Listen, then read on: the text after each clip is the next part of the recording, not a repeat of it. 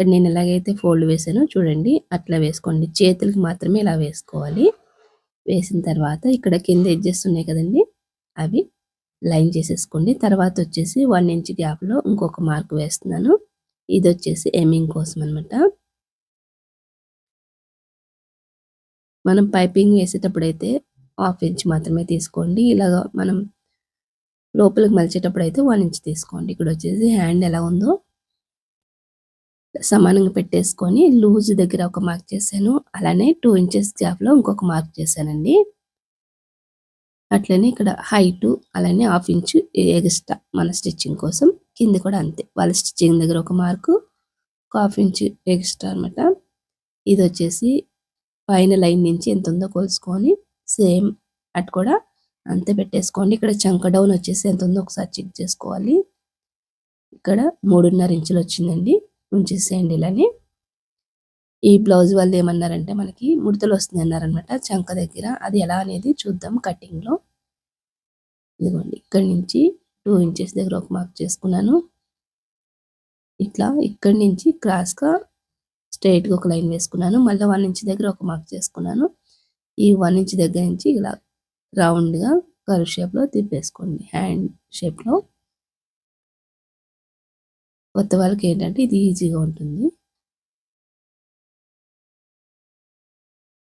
తిప్పేసుకున్న తర్వాత చంక లూజు దాని ప్రకారం పెట్టుకుంటున్నాను ఇక్కడ నేను. ఈ బ్లౌజ్ నడుము లూజ్ వచ్చేసి మనకి 34 ఇంచులండి. 34 ఇంచుల్లో 4వ భాగం వచ్చేసి ఇక్కడ పెట్టుకున్నాను. 34లో 4వ భాగం వచ్చేసి 8.5 ఇంచులండి. 8.5 దగ్గర లూజ్ మార్క్ చేసుకున్నాను.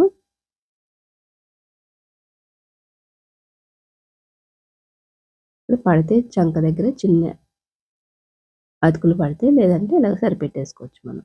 అంత ఖర్చు వద్దనుకుంటే. లోతు కూడా 2 పొరలకు మాత్రమే ఇలా తీసుకోవాలి. నేనైతే ఇప్పుడు తీయట్లేదండి. స్టిచ్చింగ్ చేసేటప్పుడు తీస్తా. చేతులకి ఏంటంటే ఇక్కడ మనం ఆల్రెడీ కొంచెం లైనింగ్ అయితే జాయిన్ చేస్తున్నానండి. మనం గమ్ముతో అంటించుకున్నాం కదా! ఇలా లాగంగానే కొంచెం వచ్చేస్తదనమాట. చివరనే తీసేసి లైనింగ్‌ని అయితే జాయిన్ చేస్తున్నాను. పై క్లాత్‌కి అవసరం లేదండి. పైనది సరిపోయేంత ఉందనమాట. పెద్దగానే ఉంది. అందుకనేసి కొంచెం లైనింగ్ అటాచ్ చేశాను. ఇంక 4 పక్కల కూడా సేమ్ అటాచ్ చేసేసిన తర్వాత ఇప్పుడు మనం ఎమ్మింగ్‌కి ఎంతైతే మలుస్తామో 1 ఇంచ్ ఉంచుకున్నాం కదండీ! ఆ 1 ఇంచ్ కూడా మలిచేసి మధ్యలో పెద్ద కుట్టు వేసేసేయండి. ఎమ్మింగ్ చేసిన తర్వాత ఆ కుట్టు విప్పేయొచ్చు. ఇదిగోండి 2 కూడా రెడీ చేసుకున్న తర్వాత మళ్ళొక్కసారి బ్లౌజ్ హ్యాండ్ వేసి మళ్ళొక్కసారి కొలుసుకోండి. ఒకవేళ ఎక్కువ తక్కువ అయితే మనం ఇప్పుడే సరి చేసుకోవాలనమాట.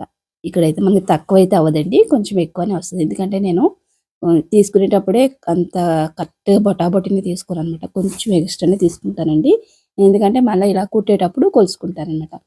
ఒకవేళ ఎక్కువైతే కట్ చేయొచ్చు కానీ అదే తక్కువైందనుకోండి మళ్ళీ చాలా ఇబ్బంది అయిపోద్దనమాట. అక్కడ ఎమ్మింగ్ దగ్గర విప్పుకోవాల్సొస్తది మళ్ళా. చిన్నగా పైకి పెంచాల్సొస్తదనమాట. అందుకని ఆ తిప్పలన్నీ ఎందుకనేసి నేను కటింగ్ చేసేటప్పుడే కొంచెం ఎక్స్ట్రానే కట్ చేసుకుంటాను. ఇక్కడొచ్చేసి కట్ చేసిన తర్వాత షోల్డరు అలానే కుట్టు పడే దగ్గర ఒక సిజర్ మార్క్ అయితే ఇచ్చేసుకున్నానండి. ఇచ్చేసిన తర్వాత బ్లౌజ్ హ్యాండ్స్ ఎప్పుడు కూడా అటు ఇటు వేసుకోండి. వేసిన తర్వాత ఇలా లోతు తీసేసుకుంటే మీకు ఈ 2 కూడా ఫ్రంట్ సైడ్‌కి వచ్చేస్తాయనమాట. నేను ఎలాగైతే వేసానో బ్లౌజ్ హ్యాండ్స్ అటు ఇటు అలా వేసుకొని లోతు తీసుకోండి. ఇప్పుడు ఈ లోతు తీసుకున్న దగ్గర గమ్ముతో అయితే జాయిన్ చేసేస్తున్నానండి. మళ్ళా ఎందుకు పైన కుట్టు వేయడం అనేసి ఇంకా ఒక గమ్ బాటిల్ అయితే దగ్గరే పెట్టుకుంటాను. ఇదిగోండి 2 హ్యాండ్స్ కూడా ఇలానే జాయిన్ చేసేసి మనం ఇంకా భుజాలు జాయిన్ చేసేసిన తర్వాత ఇంక చేతులు జాయిన్ చేసేయడమే.